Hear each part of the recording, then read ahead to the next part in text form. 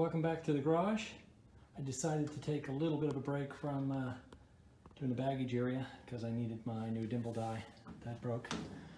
So I figured I hadn't riveted down the pilot and co-pilot floor pans, so I thought I'd do that. Here you can see this side, the pilot side's clecoed down, and on the passenger or co-pilot side, it's all done. It was a little interesting. You can't take it out because it's the quick build.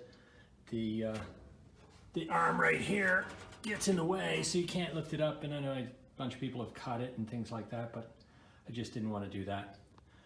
So I just decided to rivet it down instead. I had to drill out some rivets that they had put in there temporarily. That was a little messy, especially because they're underneath and I can't get them out.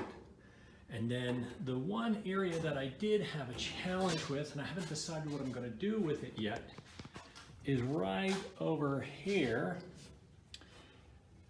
Down in this corner here, as you may not be able to see, but right down here, there's two rivets that have to go in. You can see I got one pinned in there, but I can't get in there with a rivet gun. So I'm not sure what I'm going to do yet. I think likely what I will do is I will rivet it from the back side. You're not really going to see it because it's going to be hidden by the bar here anyway.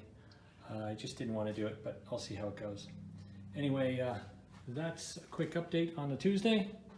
And like I said, unfortunately, when I went to do this, none of the holes were actually match drilled. And because it was in here, I couldn't really take it out. So I match drilled them and I deburred them as well as I could on both sides. But I would have figured with the quick build kit that they would have been deburred and match drilled. I had the same problem with the seat pan area as well, but that was easier because I could just take them out. Anyway, there you go. I hope you enjoy it and have a great evening. It's Wednesday evening and another quick update. I've actually got both the passenger co-pilot and the pilot floor pans now riveted down, and I actually did decide to just for these rivets down here to put them in backwards so that they're actually on the other side of this, but because of the post there's no way they're going to be a problem. You won't even have them in the way, so I'm not too worried about it. But it's all done. Friday I should have my new dimple die, and then I can get back to doing the back part of the plane. There it is on Wednesday. Enjoy. It's Friday, and I thought I'd just quickly show this. I finally got my new dimple die, and so I've been back to getting things prepped. I have all the nut plates prepped to be put in today. As you can see here, I've got them all clecoed in place, just need to rivet those. But also what I'm doing here is I'm prepping the baggage bulkhead for the nut plates as well. And what I wanted to show here is kind of how I do it.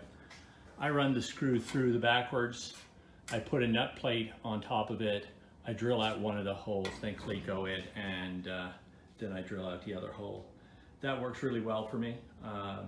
There's quite a few of these that you have to do. And then of course after I do them, I've got to deburr them and dimple them, but hopefully I'll get that done today as well. And that'll close out most of this. The only thing left really is I'll probably do some more prepping on things that I can get primed. I like to do the priming in a batch. Quick update, there you have it. Friday afternoon, and I've got all my nut plates actually riveted in now, so that's all done. I also dimpled and deburred the access covers for the center, and I've also put in all of my nut plates for the rear bulkhead. So that's all done, and now I'm going to go work on, see if I can't finish up the bulkhead. I've got quite a few pieces that need to be primed, and so I figured I'd just get as many pieces ready for priming as possible so I can do them in a bulk batch, that way I don't have to keep coming back. And I must say, I think the primer that I used, the two-part epoxy primer, is much tougher than what they seem to have put on the quick build kit. I'm not sure I like that so much. It probably provides some corrosion resistance, but the difference is this stuff is not only corrosion resistant, but it seems to have a pretty tough surface to it, which I really like.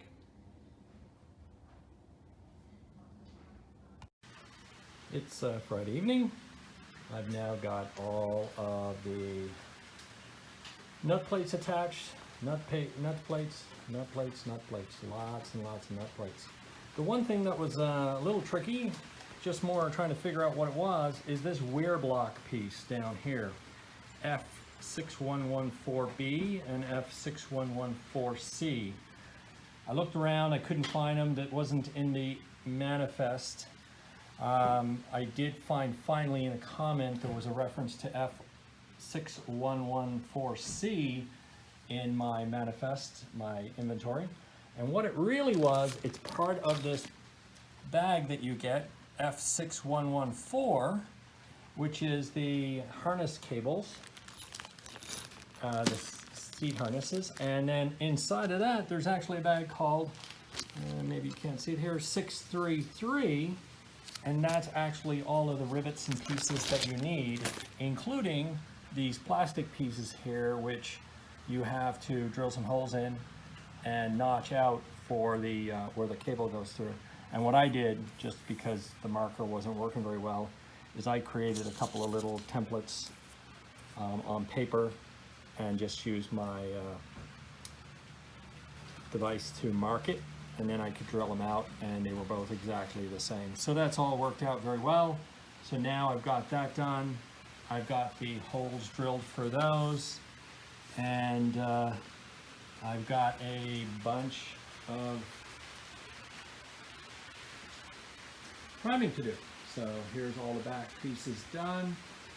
I also, and I've mentioned this in another video, these nut plates that I put in down here, these don't dimple. You have to countersink these guys.